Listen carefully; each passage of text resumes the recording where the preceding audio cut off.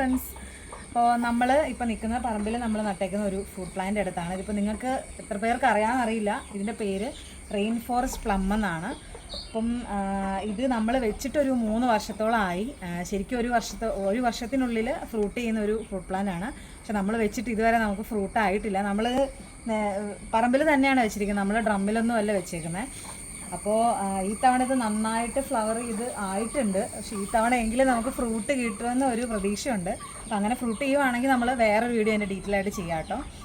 ഇതിപ്പോൾ നമുക്ക് അറിഞ്ഞത് വെച്ചിട്ട് നമ്മൾ യൂഷ്വൽ പ്ലം പോലെ തന്നെ അതിൻ്റെ ഒരു ടേസ്റ്റൊക്കെ. പിന്നെ ഈ പേരിൽ പറയുന്ന പോലെ തന്നെ റെയിൻ ഫോറസ്റ്റ് പ്ലം എന്ന് പറയുന്ന പോലെ തന്നെ മഴ ഉള്ള സമയത്താണ് ഇത് കൂടുതലും ഫ്രൂട്ട് ചെയ്യുന്നതാണ് പറയുന്നത്. അപ്പോൾ ഇവിടെ ഇനിയിപ്പം ചൂടുള്ള ഏരിയ ആയതുകൊണ്ട് ഇനിയിപ്പോൾ അതുകൊണ്ടാണോ നമുക്ക് ഫ്രൂട്ട് ചെയ്യാതെ നമുക്ക് അറിയത്തില്ല.